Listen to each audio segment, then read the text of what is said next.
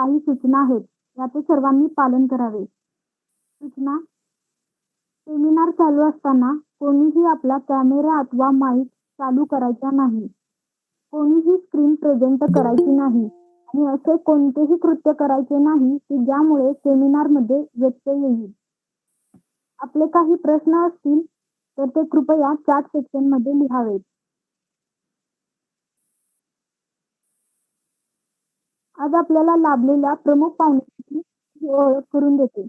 आजचे आपले प्रमुख पाहुणे आहेत प्राध्यापक डॉक्टर नंदकुमार राव गवाले. सरांनी मेकॅनिकल इंजिनिअरिंग या विषयामध्ये PhD व ME पदवी प्राप्त केली आहे. सरांना 23 वर्षाचा शैक्षणिक अनुभव असून सर सध्या MBE society college of engineering Ambajogai येथे मेकॅनिकल इंजिनिअरिंग विभागाचे HOD आहेत. पुढील सूत्रे मी वैष्णवी लिगाडेकडे देते.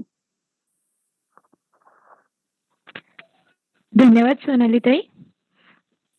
सर्वात प्रथम मी सरांचं खूप खूप स्वागत करते आपल्या इंट्रोडक्शन टू इंजिनिअरिंग या कार्यक्रमामध्ये. आवाज येतोय का? हो येतोय. हॅलो. हा येतोय आवाज येतोय.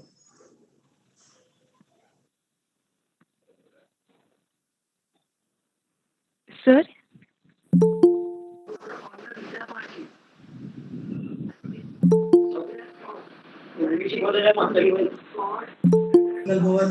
सर जॉईन झालेत. सरांचं माईक म्यूट आहे बहुतेक.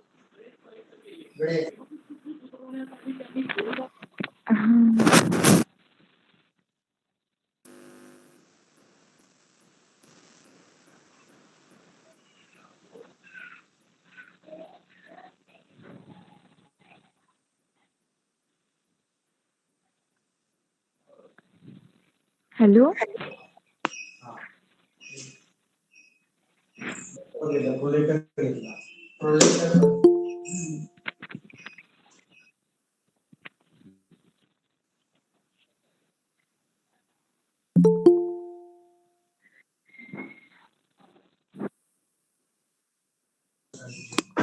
सर तुमचा आवाज येत नाहीये. तुमचा माईक चालू आहे पण आवाज येत नाहीये सर तुमचा.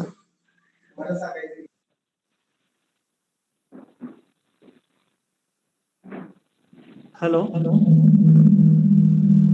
हा सर. आता येतोय आवाज? हो सर येतो. ताई कंटिन्यू करा. हा.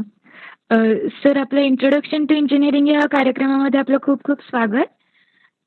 मी आपल्या इंटरव्ह्यूला सुरुवात करते.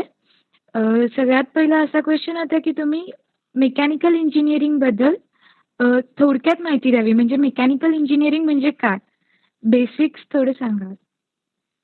मेकॅनिकल इंजिनिअरिंग ही एक अशी ब्रँच आहे ज्यामध्ये आपण बऱ्यापैकी जो मशीन पार्ट्स असतात किंवा थर्मल इंजिनिअरिंग आहे किंवा प्रोडक्शन आहे किंवा इंडस्ट्रियल इंजिनिअरिंग आहे, मेटलर्जिकल इंजिनिअरिंग आहे, या विषयावरती या मेकॅनिकल इंजिनिअरिंग मध्ये अभ्यास केला जातो. प्रामुख्याने मेकॅनिकल इंजिनिअरिंग ही 4 विभागात डिवाइड केलेली आहे. त्यामध्ये डिझाईन हा एक क्षेत्र येतो, thermal engineering, manufacturing and industrial production engineering असे 4 भाग या मेकॅनिकल इंजिनिअरिंग मध्ये येतात. मेकॅनिकल इंजिनिअरिंग मध्ये डिझाईन म्हणजेच जे काही आपण स्ट्रक्चर थांबवतो किंवा मशीन्स बनवतो, त्या मशीन्स किती क्षमतेच्या आहेत, त्या किती लोड बिअर करू शकतात आणि त्या कशा डिझाईन करायच्या, कशा बनवायच्या, हा एक भाग असतो. दुसरा भाग आहे एनर्जी, जी आपली ऊर्जा आहे, ती ऊर्जा कुठल्या प्रकारे भेटते आणि त्या ऊर्जेचं मेकॅनिकल मोशन्स मध्ये कसं कन्वर्ट केलं जातं, हा दुसरा भाग आहे. आणि तिसरा भाग आहे मॅन्युफॅक्चरिंग, ज्यामध्ये आपण असं शिकतो की कुठलेही पार्ट्स किंवा कॉम्पोनंट जे बनवले जातात ते कोणत्या पद्धतीने आणि कसे बनवायचे, हे मॅन्युफॅक्चरिंग मध्ये शिकवलं जातं. आणि इंडस्ट्रियल इंजिनिअरिंग म्हणून एक आहे, हा चौथा भाग आहे. त्यामध्ये आपण मटेरियल रिक्वायरमेंट, मटेरियल आपल्याला कुठले लागतात आणि कुठले प्रोजेक्ट कशा प्रकारे बनवायचे आणि प्रोजेक्ट कशा प्लॅन करायच्या आणि ते प्रोडक्शन वरती जे काय कंट्रोल आपण जे उत्पन्न करतो, काही बनवतो आपण, तर ते कसं कंट्रोल करायचं किंवा इंडस्ट्रीजमध्ये मॅनेजमेंट कसं करायचं, ऑपरेशन रिसर्च म्हणून आहे, ज्यामध्ये आपण ऑप्टिमाइज करतो कमीत कमी रिसोर्सेस जे की मॅन मटेरियल आणि मशीनचा वापर कमीत कमी करून जास्तीत जास्त उत्पादन क्षमता वाढवतो. अशा प्रकारचे या मेकॅनिकल इंजिनिअरिंगमध्ये अभ्यासक्रम घेतले जातात आणि यावरती आपण जास्त भर देतो. Okay sir. नेक्स्ट क्वेश्चन असा आहे की मेकॅनिकल इंजिनिअरिंगचे स्पेशलायझेशन्स काय काय आहेत? मेकॅनिकल इंजिनिअरिंग मध्ये 4 स्पेशलायझेशन्स येतात: डिझाईन, मॅन्युफॅक्चरिंग, थर्मल इंजिनिअरिंग आणि इंडस्ट्रियल इंजिनिअरिंग. आणि यामध्ये आपण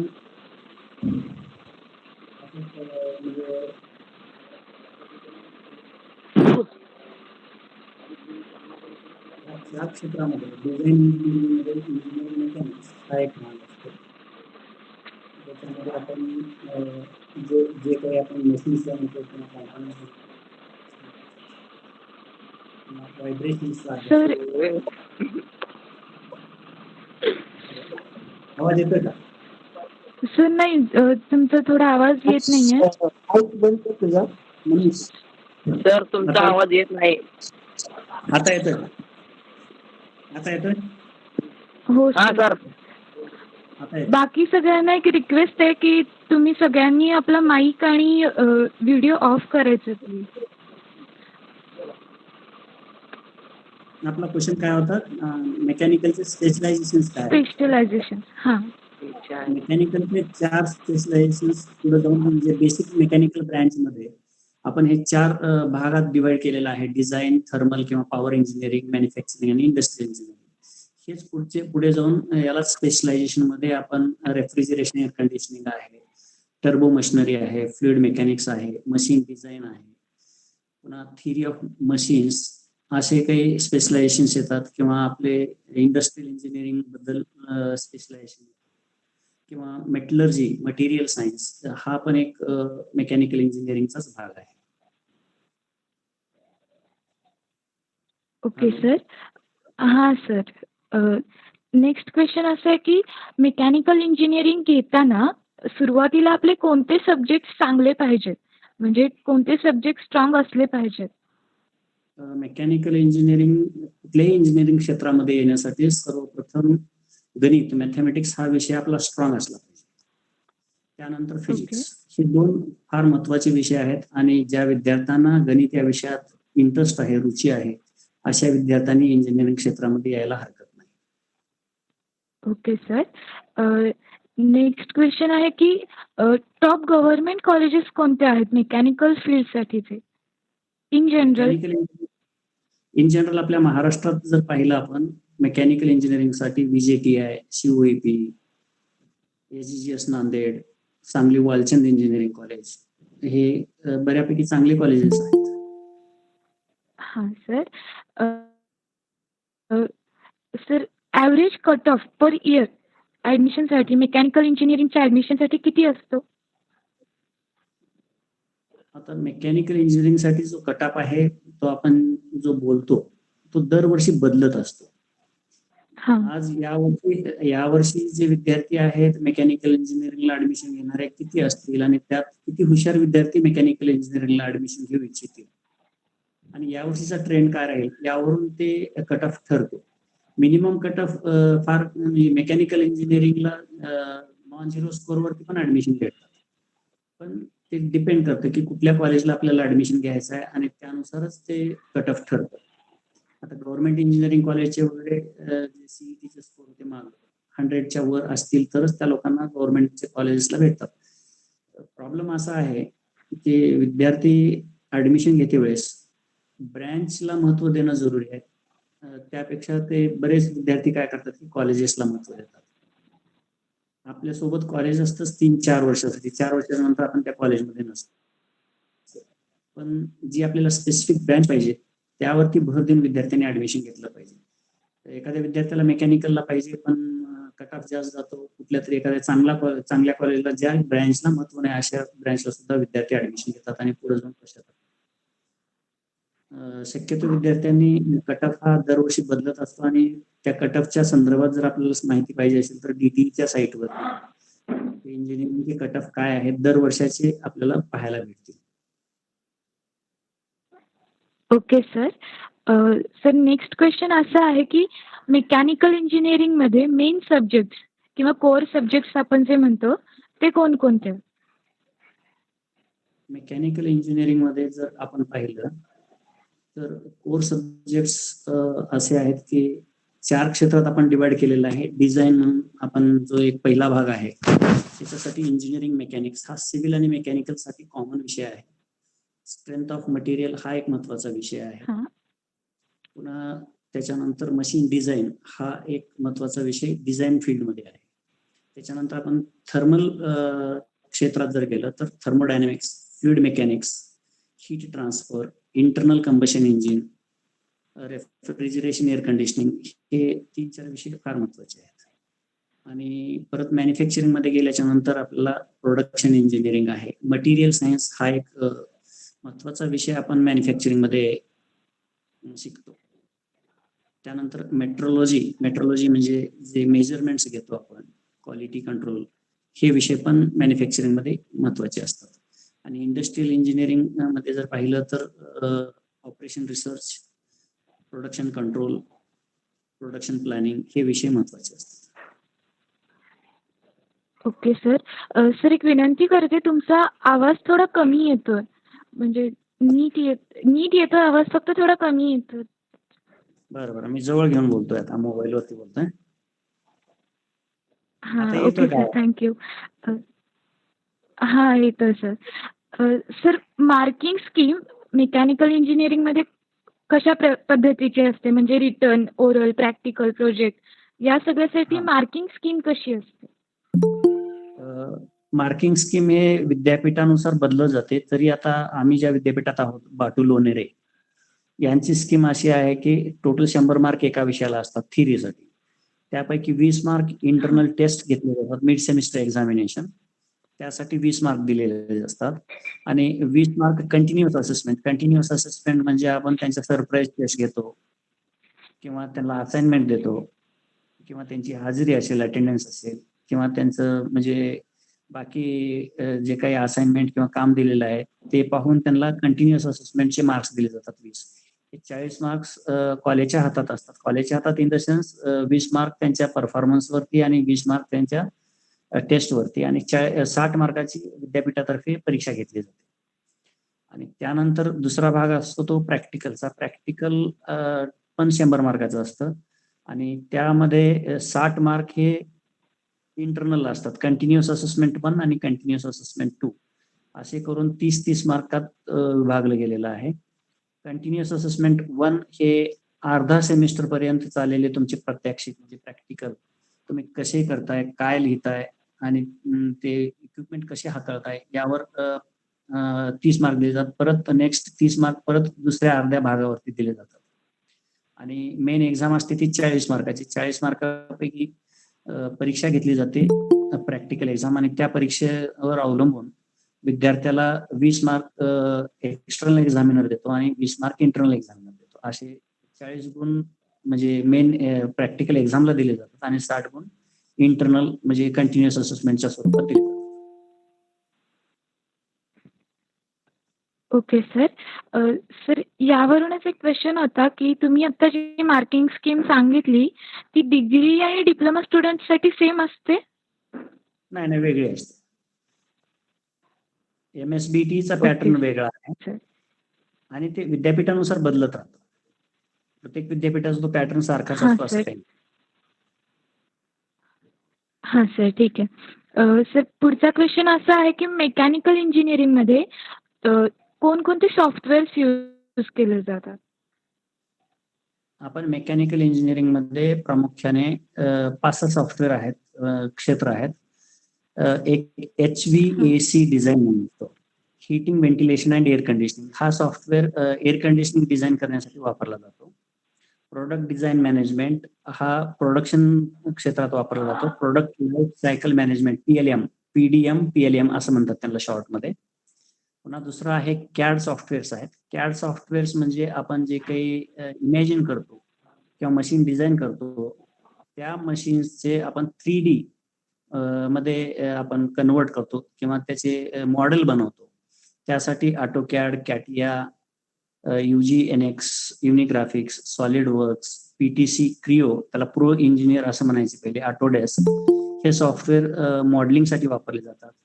त्यानंतर CAE, कम्प्युटर एडेड इंजिनिअरिंग, ते सॉफ्टवेअर अनालिसिससाठी वापरले जातात. अनालिसिस म्हणजे एखादा पार्ट आहे, त्याचा अभ्यास केला जातो, त्याची क्षमता, त्याच्यावर कुठं लोड जास्त येतो, अशा प्रकारचे अनालिसिस केले जातात. ते अनालिसिस करण्यासाठी FEA, फायनाईट एलिमेंट अनालिसिस, हा एक सॉफ्टवेअर वापरला जातो. CFD, computational fluid dynamics. FEA हे स्ट्रक्चर्सचं अनालिसिस करण्यासाठी वापरलं जातं प्रामुख्यानं.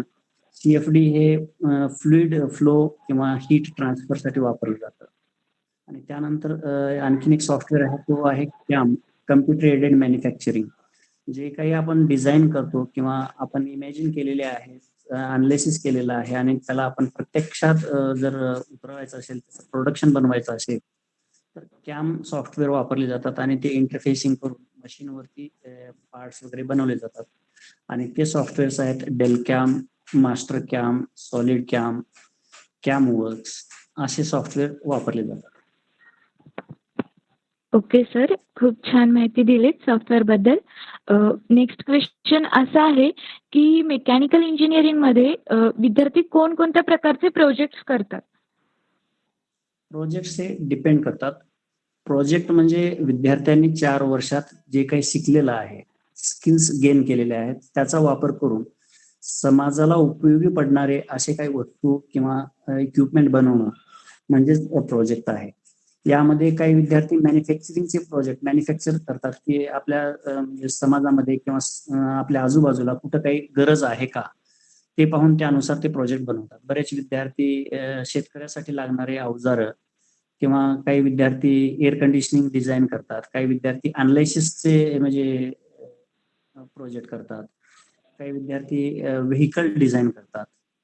असे बऱ्या प्रकारचे प्रोजेक्ट केले जातात, जे की शक्यतो विद्यार्थी प्रोजेक्ट निवडते वेळेस त्यांच्या आजूबाजूला कुठल्या काही समस्या आहेत का, काही अडचणी आहेत का, कुठली एखादी मशीन ते समस्या सोडवण्यासाठी बनवू शकतो का, असा विचार करून विद्यार्थी ते प्रोजेक्ट बनवतात. आणि ते प्रोजेक्ट असं म्हणजे ह्याच प्रकारचा प्रोजेक्ट बनवावा असं काही नसतंय. फक्त ते प्रोजेक्ट जे बनवतात ते कुठेतरी उपयोगाला यावा आणि ते प्रोजेक्ट उपयोगाला येते वेळेसच यांनी इंजिनिअरिंग मध्ये शिकलेलं जे काही अभ्यास आहे, नॉलेज आहे, त्याचा वापर कसा होईल हे पाहूनच विद्यार्थी प्रोजेक्ट बनवतात.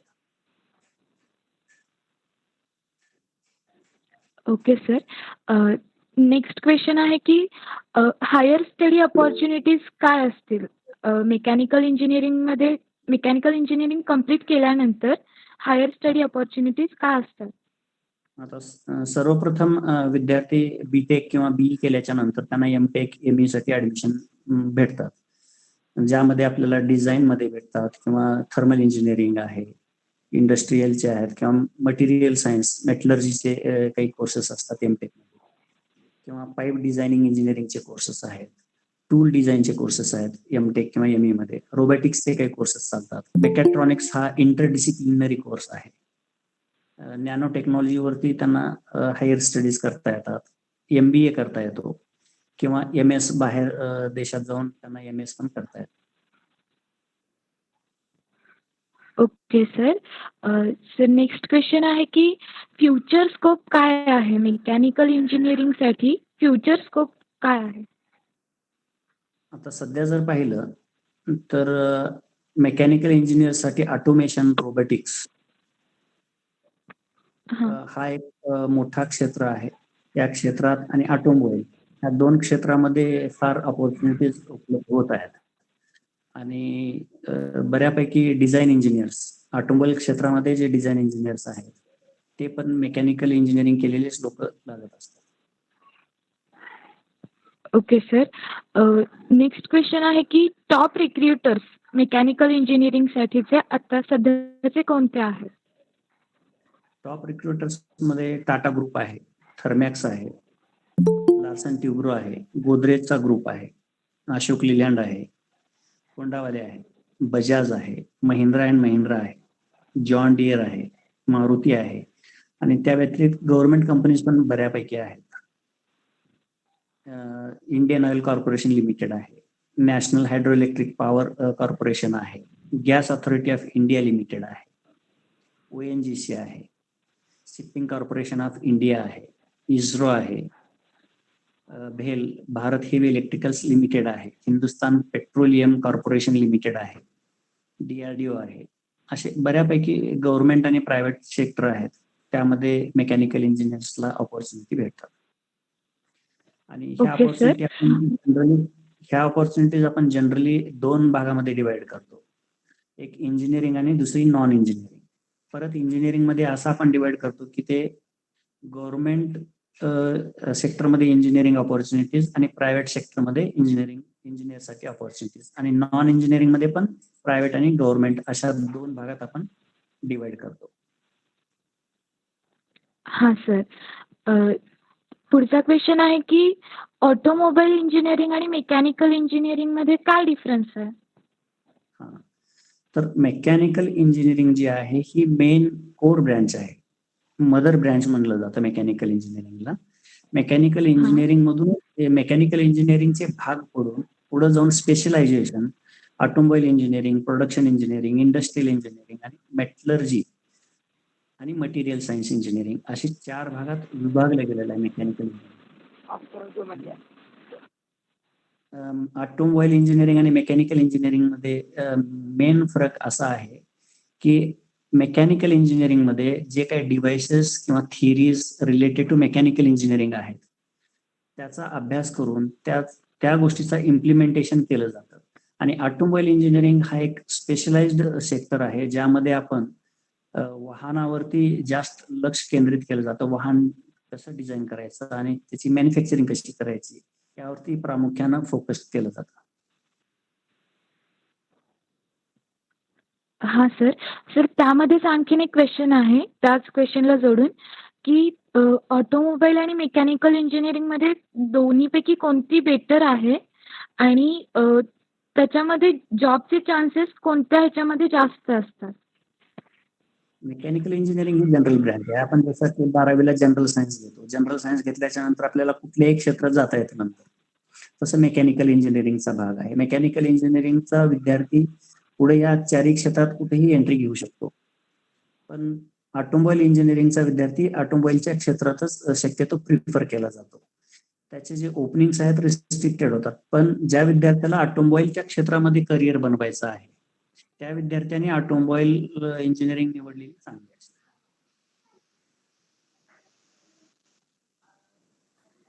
Okay sir.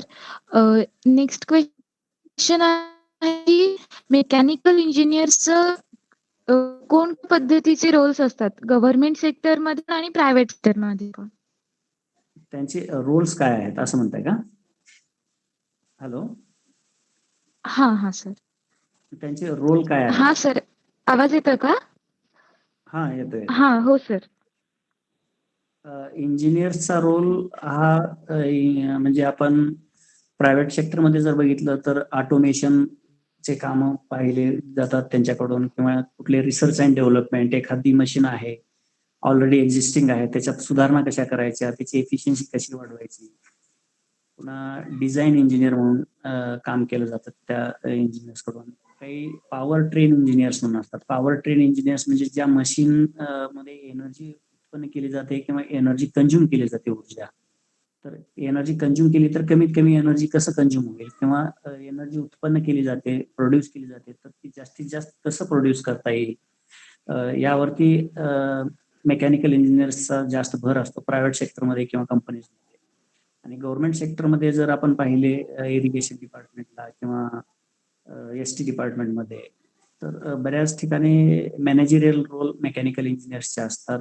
सुपरविजन किंवा कुठले कामं कॉन्ट्रॅक्ट्स दिलेले वगैरे, किंवा प्लॅनिंग करून देऊन गव्हर्नमेंटचे कामं करून घेणे, अशा प्रकारचे रोल गव्हर्नमेंट क्षेत्रात असतात. पण प्रायव्हेट सेक्टरमध्ये त्याला काही लिमिटेशन्स नाही आहेत. गव्हर्नमेंट क्षेत्रात सुद्धा तितके म्हणजे स्पेसिफिक असं काही नाहीये की गव्हर्नमेंटने दिलेले कामं करावेच लागतात, पण त्यांचा रोल मुख्यत्वे प्लॅनिंग करणं, कमिशनिंग करणं, किंवा कुठले कॉन्ट्रॅक्ट दिले तर ते इन्स्टॉलेशन वगैरे ऑब्झर्व करणं किंवा क्वालिटी मेंटेन करणं, अशा प्रकारचे गव्हर्नमेंटमध्ये रोल असतात. हां सर. नेक्स्ट क्वेश्चन आहे की अ, कोणत्या इंडस्ट्रीजमध्ये डिग्री किंवा डिप्लोमा मेकॅनिकल इंजिनिअरिंग स्टुडंट्सची जास्त डिमांड आहे? कोणत्या शक्यतो पद्धतीच्या इंडस्ट्रीजमध्ये? सध्या पाहिलं तर ऑटोमोबाईल क्षेत्रात ऑटोमोबाईल सेक्टरमध्ये जास्त लोकांना प्रिफरन्स आहे, जास्त ऑपॉर्च्युनिटीज आहेत, ज्या की महिंद्रा अँड महिंद्रा आहे, जॉन डियर आहे, मारुती आहे, अशोक लिलँड आहे, जनरल मोटर्स आहे, अशा क्षेत्रात किंवा थर्मॅक्स आहे, अशा कंपनीजमध्ये मेकॅनिकल इंजिनिअरिंगचे विद्यार्थी जास्त प्रिफर केले जातात. सध्या मेकॅनिकल इंजिनिअरिंग डिग्री केलेल्या विद्यार्थ्यापेक्षा डिप्लोमा केलेल्या विद्यार्थ्यांची डिमांड जास्त आहे. Okay sir. कारण डिप्लोमा केलेले विद्यार्थी असतात ते कुठलेही काम करायला हां. तयार असतात आणि जास्त काळ ते टिकून राहतात. इंजिनिअरिंग केलेले विद्यार्थी लवकरात लवकर स्विच ओव्हर करतात, त्यांना अपेक्षा जास्त असतात, त्यामुळे डिप्लोमाच्या लोकांवरती ते काम भागवण्याचा प्रयत्न करतात. Okay sir. नेक्स्ट क्वेश्चन आहे की मेकॅनिकल इंजिनिअरिंगमध्ये बेस्ट पेइंग जॉब्स कोणकोणते असतात?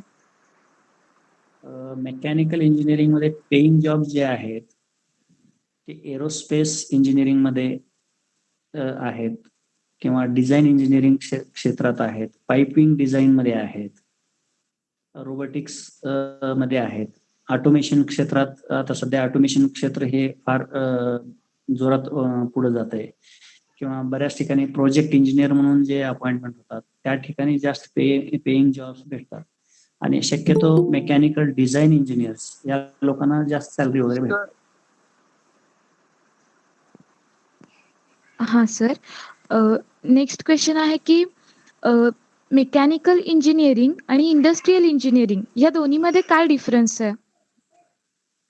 मेकॅनिकल इंजिनिअरिंग आणि इंडस्ट्रियल इंजिनिअरिंग हा असा क्षेत्र आहे की इंजिनिअरिंग आणि बिझनेस या दोघांची सांगड घालण्याचं काम ह्या इंडस्ट्रियल इंजिनिअरिंगचं काम आहे. शक्यतो इंडस्ट्रियल इंजिनिअरिंग उत्पन्न किंवा प्रॉफिट कसं वाढवता येतं, कमीत कमी रिसोर्सेस वापरून जास्तीत जास्त उत्पन्न कसं घेता येईल यावरती भर देत असतं. आणि मेकॅनिकल इंजिनिअरिंग हे एखादं इक्विपमेंट आहे किंवा कॉम्पोनंट्स आहेत ते डिझाईन कसे करायचे आणि त्याचं कन्स्ट्रक्शन कसं करायचं, ते कसे मॅन्युफॅक्चर करायचे आणि त्याचे अनालिसिस काय आहेत यावरती भर दिला जातो. Okay sir. नेक्स्ट क्वेश्चन असा आहे की मेकॅनिकल इंजिनिअरिंगमध्ये डिप्लोमा करून गव्हर्नमेंट जॉब्सचे काही चान्सेस आहेत का? असतात, गव्हर्नमेंट जॉब्सचे पण चान्सेस असतात. शक्यतो ज्युनियर इंजिनियरचे जे अपॉइंटमेंट असतात गव्हर्नमेंटमध्ये ते डिप्लोमा लेवलचेच असतात, पण बऱ्याच ठिकाणी काय होतं की आता डिग्री केलेले लोक डिप्लोमाच्या ठिकाणी पण ऍप्लिकेशन देत असतात आणि हायर क्वालिफिकेशन असल्यामुळं डिग्री केलेल्या विद्यार्थ्यांना ते जास्त प्रिफरन्स देतात आणि ते लोक अपॉइंटमेंट होतात. Okay sir. पुढचा क्वेश्चन आहे की आता सध्या जी कोविड-19ची सिच्युएशन सुरू आहे सध्या सगळीकडेच, अशा सिच्युएशनमध्ये मार्केटमध्ये मेकॅनिकल इंजिनिअरिंग झालेल्या स्टुडंट्सची काय डिमांड आहे? म्हणजे त्याचा काही फरक त्याच्यावर पडतो का? नाही, कोविडचा तितका इंजिनिअरिंग क्षेत्रावरती फरक पडणार नाही, कारण आपण जे लागणाऱ्या वस्तू आहेत, प्रोडक्शन जे केलं जातं कंपनीजमध्ये किंवा काही जे बनवलं जातं त्या डिमांड कमी होत नाहीये. जसं आपल्या रुटीनमध्ये कुठली एखादी छोटी गोष्ट आहे ती आपण नाही केलं तरी चालतं असं आपण म्हणत असतो, पण आता या कोविडमुळं ऑटोमोबाईल क्षेत्राला थोडं भरभराटी येण्याचे चान्सेस आहेत आणि ऑटोमोबाईल क्षेत्रात भरभराटी आली तर मेकॅनिकल इंजिनियर्सला जॉब ऑपॉर्च्युनिटीज वाढतात. ऑटोमोबाईल क्षेत्राला भरभराटी येण्याचं कारण असं आहे की अगोदर पब्लिक ट्रान्सपोर्टचा वापर जास्त लोक करायचे, पण आता कोविडचं इन्फेक्शन होऊ नये यासाठी प्रत्येकाला वाटतं की आपली वैयक्तिक गाडी असावी आणि त्यामुळं प्रत्येक व्यक्ती आपली आपली वैयक्तिक गाडी घेण्याचा प्रयत्न करतो. त्यामुळे ऑटोमोबाईल क्षेत्रात भरभराटी येण्याचे चान्सेस त्या कोविडमुळे उलट वाढलेले आहेत. हां सर. सर पुढचा क्वेश्चन आहे की जे फ्रेशर्स असतात जॉबसाठीचे त्यांना ॲव्हरेज सॅलरी किती असते? आता सुरुवातीला 15,000 ते 20,000 पासून पर मंथ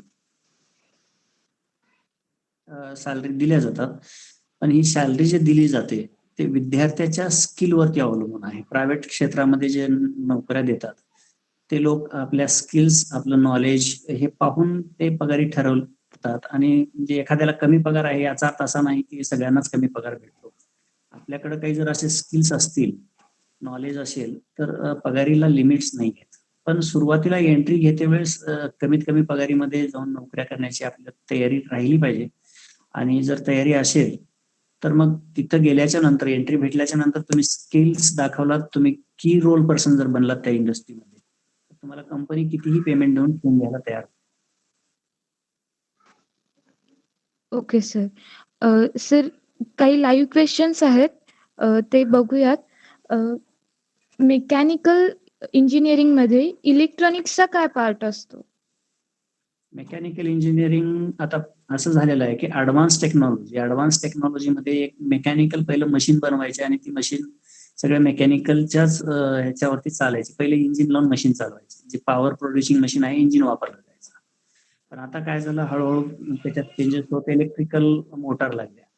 पुन्हा परत ते ऑटोमेशन मध्ये गेल्याच्या नंतर त्या मशीनला कंट्रोल करण्यासाठी, मानवरहित स्वयंचलित यंत्र बनवण्यासाठी त्यांनी त्या मशीनमध्ये बदल केला आणि त्या ठिकाणी मेकॅनिकल आणि इलेक्ट्रॉनिक्सची सांगड घातली गेली. आणि त्यामुळं इलेक्ट्रॉनिक्सचा भाग मेकॅनिकल इंजिनियर्सना शिकणं जरुरी आहे. कमीत कमी त्याचं म्हणजे नॉलेज असणं मेकॅनिकल इंजिनियर्सला फार गरजेचं झालेलं आहे. हां सर.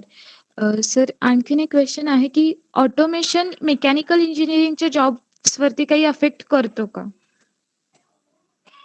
ऑटोमेशन हे जर होत असेल तर मेकॅनिकल इंजिनियर्सचं जे रोल आहे, ऑटोमेशन करू नाही शकत.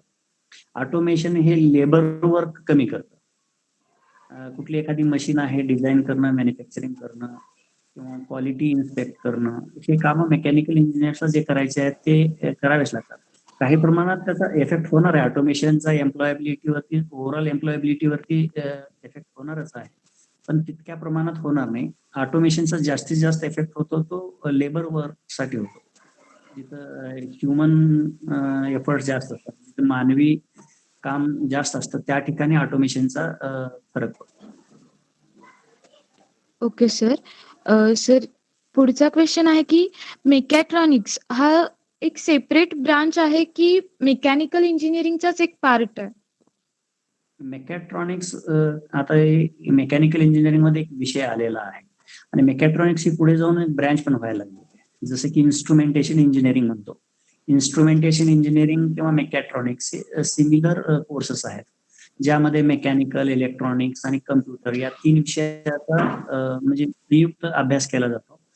आणि एखादी मेकॅनिकलची जी मशीन आहे, मेकॅनिकल इंजिनिअरनी बनवली, त्या मशीनला कसं कंट्रोल करायचं आणि ती मशीन कंट्रोल करण्यासाठी आपण कम्प्युटरचा कसा वापर करायचा, या गोष्टींची जोड देण्यासाठी मेकॅट्रॉनिक्स ही ब्रँच पुढे उदयास आलेली आहे. आणि स्पेशल ह्या ब्रँचेस फार ठिकाणी कुठं आपल्याला पाहायला भेटत नाहीत, पण मेकॅनिकल इंजिनियर्सला मेकॅट्रॉनिक्स हा विषय शिकावा लागतो. Okay sir. Sir, next question आहे की थर्मल इंजिनिअरिंगचा स्कोप काय आहे? थर्मल इंजिनिअरिंग साठी फार मोठा वाईड स्कोप आहे. सध्या सर्वप्रथम थर्मल इंजिनिअरिंग साठी आपण पॉवर जनरेशन जे म्हणतो, थर्मल पॉवर स्टेशन, हां. ज्या आपण कोल किंवा डिझेल फ्यूल हे वापरून उष्णता निर्माण करतो, त्यातून इलेक्ट्रिसिटी जनरेट करतो. पॉवर नीड्स आहेत आपल्याकडं आणि सगळ्यात मोठा सोर्स ऑफ एनर्जी जो आहे तो थर्मल एनर्जी पासूनच आपल्याकडं एनर्जी, विद्युत वगैरे बनवलं जातं. हायड्रॉलिक आहे पण त्याचे सोर्सेस जे आहेत ते लिमिटेड आहेत, जे की जल विद्युत निर्मिती प्रकल्प जे आहेत फार कमी आहेत. ज्या ठिकाणी पाणी आहे त्याच ठिकाणी ते आपण विद्युत निर्मिती करू शकतो. पण हे थर्मल पॉवर स्टेशनचं असं आहे किंवा थर्मल इंजिनिअरिंगचं असं आहे की फ्यूल भेटला की आपण कुठल्याही ठिकाणी आपण त्याचं पॉवर जनरेशन करू शकतो. फ्यूल कुठल्या प्रकारचं असेल ते डिपेंड करतं. गॅसियस फ्यूल असेल किंवा सॉलिड फ्यूल असतील किंवा लिक्विड फ्यूल्स असतील. त्यामुळं वरची जसं आपली प्रगती व्हायला लागली तसं तसं ऊर्जेची गरज फार वाढायला लागली आणि ऊर्जेची जसं गरज वाढत जाईल तसं तसं थर्मल इंजिनिअरिंगसाठी स्कोप वाढत जाईल. हां सर. सर, आवाज थोडा अजून तुमचा कमी जास्त होतोय काही नाही नाही, मी जवळ घेतोय मोबाईल. हा सर. आता सर येतोय आवाज? हा, नेक्स्ट क्वेश्चन आहे की मेकॅनिकल इंजिनिअरिंग करून बिझनेस काही करू शकतो का, म्हणजे बिझनेस रिलेटेड काही सांगू शकाल का? हा, मेकॅनिकल इंजिनिअरिंग कुठलीही इंजिनिअरिंग शाखा असेल किंवा मेडिकल असेल किंवा लॉ, ह्या 3 कोर्सेसला प्रोफेशनल कोर्सेस असं म्हणलं गेलं. प्रामुख्यानं पहिलं लोक बोलायचे तू काय इंजिनियर, डॉक्टर, वकील आहेस का, असं बोलायचे. हे जे 3 कोर्सेस आहेत, गव्हर्नमेंटनं चालू करण्याचा उद्देश असा होता की या लोकांनी नोकऱ्या न मागता नोकऱ्या दिल्या पाहिजे आणि त्या लोकांनी एंटरप्रेनर, उद्योजक झाले पाहिजे, असं या मागचं गणित आहे. पण पुढे जाऊन आपली जी मानसिकता आहे की नोकरी केलं तरच आपलं पोट भरेल आणि नोकरी करण्याची मानसिकता आहे, तर त्यामुळे लोक नोकरी पाहतात. खरं पाहिलं तर इंजिनियर्सनी नोकरी न करता स्वतः एंटरप्रेनर होणं किंवा उद्योग चालू करणं आणि 4 लोकांना दुसऱ्यांना नोकऱ्या देणं, हा इंजिनिअरिंगचा फार महत्वाचा मूळ म्हणजे उद्देश आहे. आणि आता स्टार्टअप इंडिया म्हणून जे आपल्या माननीय पंतप्रधान नरेंद्रजी मोदींनी चालू केलेलं आहे, त्यामध्ये फार मोठा स्कोप आहे इंजिनियर्सला. मेकॅनिकल इंजिनियर्सलाच म्हणून नाही, प्रत्येक इंजिनियरला फार मोठा स्कोप भेटणार आहे. आणि Atal incubation centre, doctor Babasaheb Ambedkar Marathwada university Aurangabad यांनी एक संकल्पना चालू केलेली आहे. त्यामध्ये जे स्टार्टअप करणार आहेत किंवा नवीन उद्योग चालू करणार आहेत त्यांना मार्गदर्शन करण्याचं काम त्यांनी चालू केलेलं आहे. आणि त्या अटल इन्क्युबेशन सेंटरचा मी एक मेंबर आहे, मेंटर म्हणून. तर त्यामध्ये अशा गोष्टी चालत असतात. हा सर. सर नेक्स्ट क्वेश्चन आहे की इलेक्ट्रिकल व्हेकल्स मेकॅनिकल इंजिनिअरिंगच्या स्कोपला काही अफेक्ट करतात का, म्हणजे त्याचा काही इफेक्ट होतो? नाही. फक्त इंजिन रिप्लेस करून एक इलेक्ट्रिकल मशीन बसवली जाते जी की पॉवर प्रोड्युसिंग आहे. इंजिन हा जो भाग वगळून बाकीचे कॉम्पोनंट्स आहेत एखाद्या व्हेकल मध्ये लागणारे, ते सगळे कॉम्पोनंट्स त्या व्हेकल मध्ये सुद्धा असतील. त्याच्यामुळं मेकॅनिकल इंजिनियर्सचाच रोल ती जे इलेक्ट्रिकल मोटार बनवण्यात, पहिलं इंजिन बनवायचे मेकॅनिकल इंजिनियर्स, आता ते इलेक्ट्रिकल मोटार जे आहे ते मेकॅनिकल इंजिनियर्सच बनवते. इलेक्ट्रिकल इंजिनिअरिंगचा फक्त भाग रोल असतो तो इलेक्ट्रिकल मशीन डिझाईन करणे, आणि ते केल्याच्या नंतर पुढचा भाग जो असतो तो मेकॅनिकल इंजिनियर्सनेच ते इलेक्ट्रिकल मोटर बनवावे. त्यामुळं तितका म्हणावा तितका परिणाम होणार नाही. फक्त यामध्ये असं होईल की इंजिन्सच्या म्हणजे कंपनीज आहेत त्यावर थोडा इफेक्ट पडेल आणि ते इलेक्ट्रिकल मोटार्स जे मॅन्युफॅक्चरर्स आहेत त्यांना स्कोप वाढेल आणि परत त्या इलेक्ट्रिकल मोटार्स जे मॅन्युफॅक्चरर्स आहेत परत तिथे मेकॅनिकल इंजिनियर्सच लागणार आहे. त्यामुळे तितका मोठा फरक नाही पडणार. Okay sir. Sir live question आहे की जर मेकॅट्रॉनिक्स मधून इंजिनिअरिंग कम्प्लीट केली असेल तर काही अपॉर्च्युनिटीज आहेत का जॉबसाठी पुढे? जॉबसाठी अपॉर्च्युनिटीज आहेत, फार अपॉर्च्युनिटीज आहेत. मेकॅट्रॉनिक्स मध्ये जर इंजिनिअरिंग असेल किंवा मेकॅट्रॉनिक्स त्यांचं जर स्पेशलायझेशन असेल तर प्रत्येक इंडस्ट्रीमध्ये आता ऑटोमेशन वाढत चाललेलं आहे आणि त्या ऑटोमेशनसाठी मेकॅट्रॉनिक्स किंवा इन्स्ट्रुमेंटेशन इंजिनियर्सचा फार स्कोप वाढणार आहे. त्यामुळे मेकॅट्रॉनिक्स ही सुद्धा ब्रँच तितकी म्हणावी तितकी कमी नाही आहे, त्याला कमी लेखून जमणार नाही.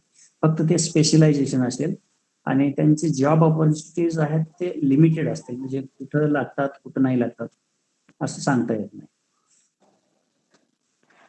Okay sir. हा सर बोला.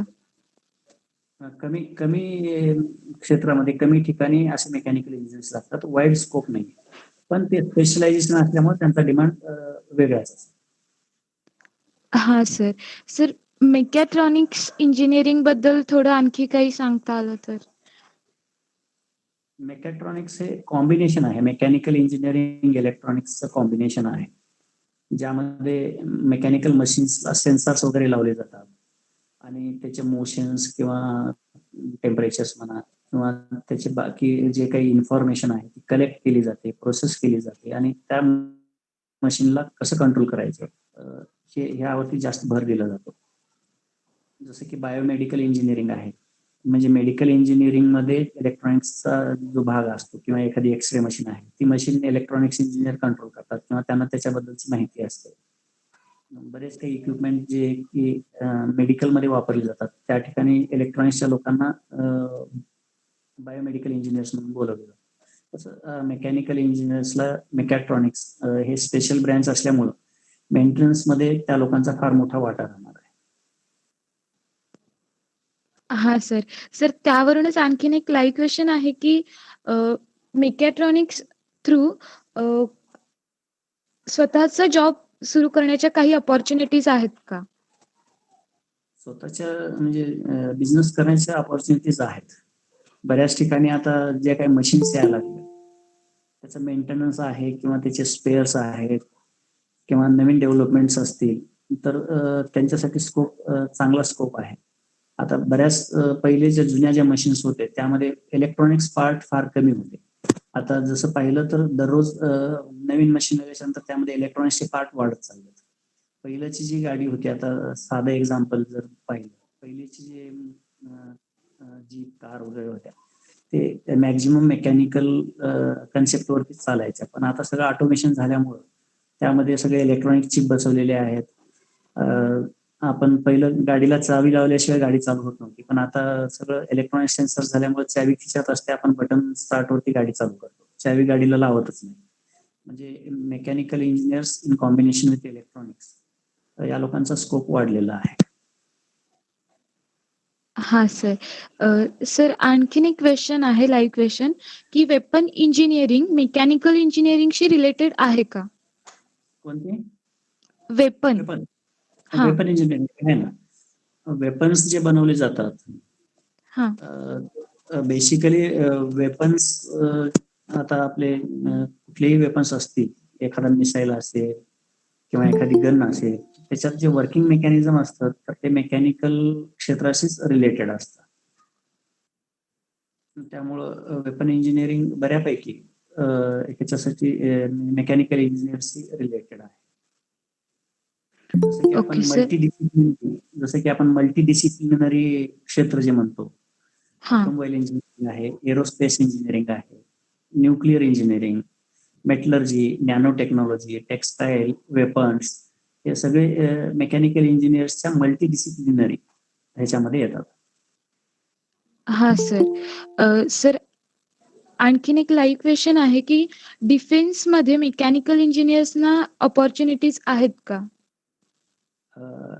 प्रामुख्यानं जर पाहिलं आपण गव्हर्नमेंट क्षेत्रामध्ये जर बघितलं, DRDO, डिफेन्स हां. रिसर्च डेव्हलपमेंट ऑर्गनायझेशन, यामध्ये डिफेन्सच्या क्षेत्रामध्येच रिसर्च केलं जातं वेपन्सवर वगैरे, आणि त्या वेपन्समध्ये काय डेव्हलपमेंट करायचे, त्याच्यात काय सुधारणा करायच्या, या DRDO मधूनच चालत असतं.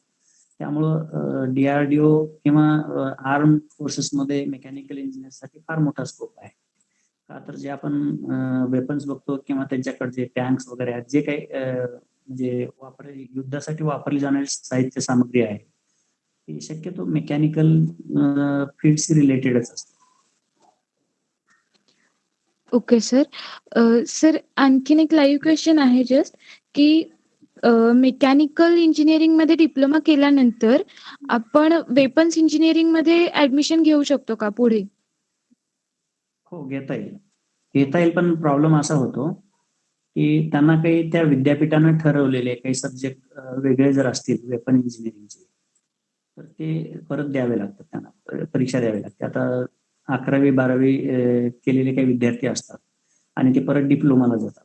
डिप्लोमाला गेल्याच्या नंतर कुठली तरी एखाद्या म्हणजे वोकेशनल कोर्स केला असतो त्याने 11वी-12वीला, इलेक्ट्रॉनिक्सचा कोर्स केला असतो आणि डिप्लोमा कम्प्युटरला घेतले जातात. परत ते त्या ठिकाणी कम्प्युटरचा कोर्स एखादा तिथे द्यावा लागतो.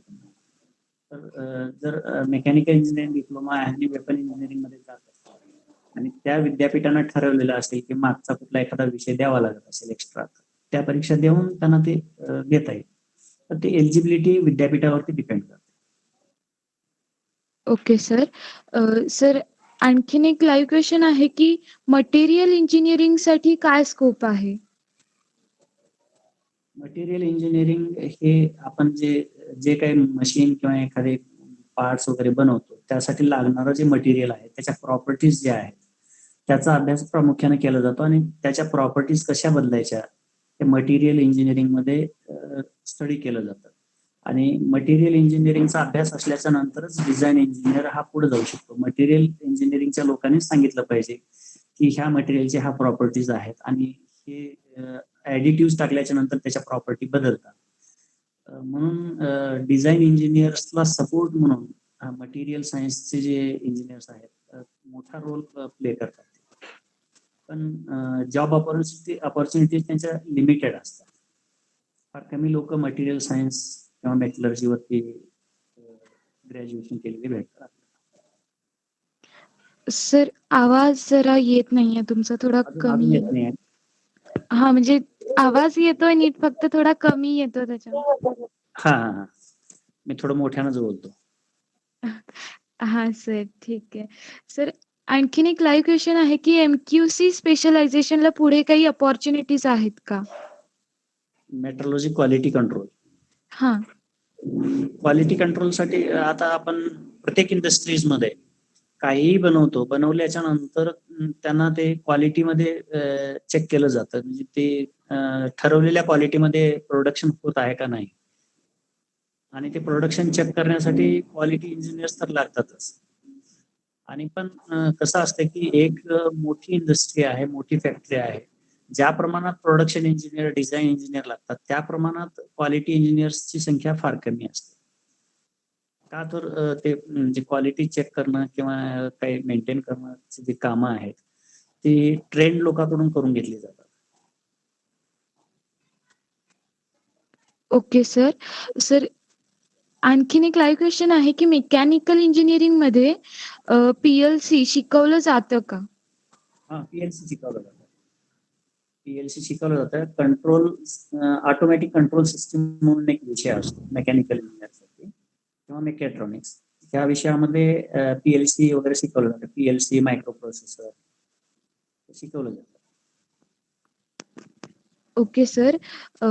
जस्ट एक लाईव्ह क्वेश्चन आहे की मेकॅनिकल इंजिनिअरिंग नंतर सीडीएसी कोर्स केला तर चालेल का? त्यातून मेकॅनिकल इंजिनिअरिंग म्हणून काय स्कोप आहे? सीडीएससी फुल फॉर्म काय म्हणता तुम्ही?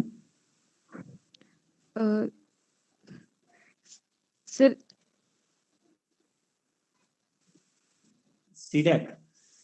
सीडॅक कोर्ससाठी कसं आहे, आता मेकॅनिकल इंजिनियर्स सॉफ्टवेअरमध्ये जर जायचे असतील, त्यांना जर सॉफ्टवेअर क्षेत्रात जायचं असेल तर सीडॅकचं महत्व आहे.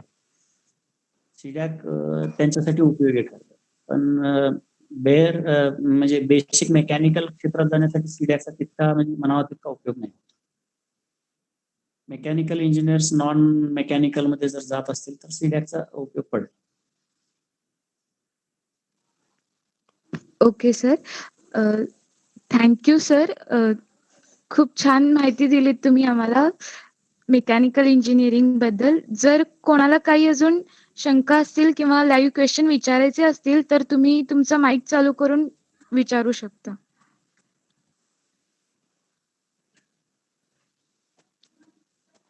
कोणाला काही क्वेश्चन्स आहेत का?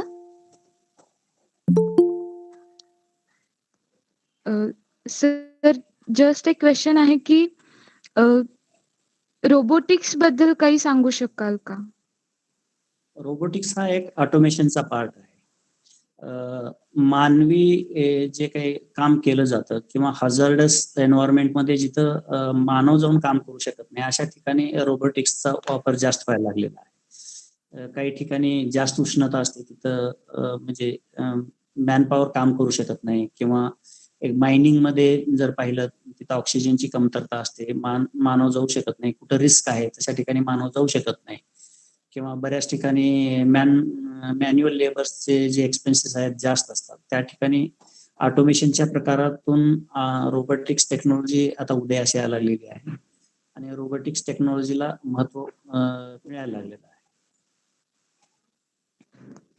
हो सर. सर लाईव्ह क्वेश्चन आहे की डिप्लोमा नंतर सीडॅक कोर्स करू शकतो का? करता येतो का? नाही, मला त्याची एलिजिबिलिटी सीडॅक कोर्सची डिग्रीच्या नंतर माहिती आहे, पण डिप्लोमाच्या नंतरचं तेवढं मला काही आयडिया नाही. ओके सर, ठीक आहे. आणखीन कोणाला काही क्वेश्चन्स आहेत का?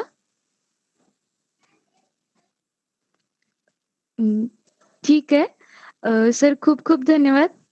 आमच्यासाठी तुम्ही वेळ काढून एवढं आम्हाला मार्गदर्शन करण्यासाठी आलात. खूप छान झालं सेशन आजचं. पुन्हा एकदा खूप खूप आभार. मी पुढील सूत्रे संकेत कासट यांच्याकडे सुपूर्द करते. हॅलो. हां. धन्यवाद वैष्णवी. तर मी संकेत ओमप्रकाश कासट, अखिल भारतीय विद्यार्थी परिषद सांगली यातर्फे डॉक्टर नंदकुमार सर यांचे आभार मानतो की त्यांनी त्यांच्या अमूल्य वेळातून वेळ काढून आम्हाला मोलाचे मार्गदर्शन केले. तसेच मी वैष्णवी ताईंचे पण आभार मानतो की तिने ही मुलाखत घेतली. तसेच मी तुम्हा सर्व विद्यार्थ्यांचे पण आभार मानतो की तुम्ही ही मुलाखत अटेंड केली. आणि विद्यार्थ्यांना अजून एक सांगायचं आहे की पुढच्या वेबिनारची माहिती तुम्हाला तुमच्या व्हॉट्सअप ग्रुपवर मिळेल. Thank you. Okay. Thank you. Thank you for giving an opportunity for me to be here.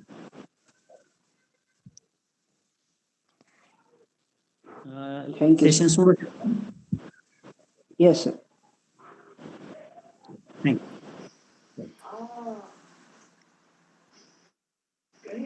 you.